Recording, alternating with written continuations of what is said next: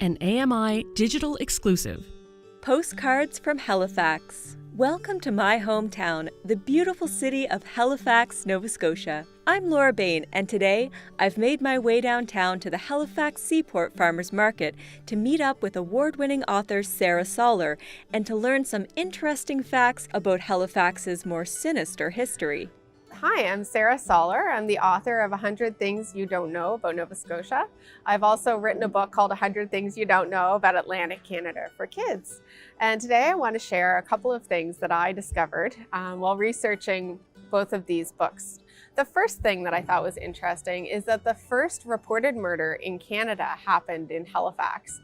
It was in 1749, and it was just 2 months after Halifax was founded.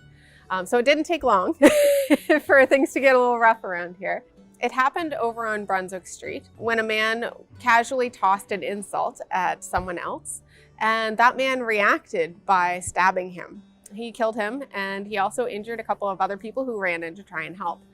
And that's just one of the things that's part of Halifax's rough history.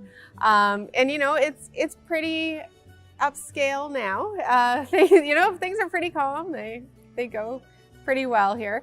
But it did have an early rough start. And one of the things that I also found interesting, it happened almost 100 years after that first murder. And this time it was a robbery. But it's quite a colorful one because it happened when Barnum Circus was in town.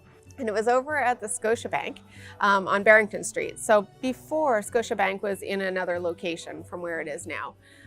When the circus came to town, it went right by where that bank was. And so everybody in the bank actually left and went outside to the street to watch the circus go by. And they just left the bank, more or less unattended. So somebody went in, and the newspapers reported that he was of decent appearance. It was a gentleman of decent appearance. But he said that he had dropped something valuable inside a grate that was outside of the bank and asked if he could go down and get it. So that required him to go down inside the bank near to where the vault was to retrieve this thing that he said he had lost.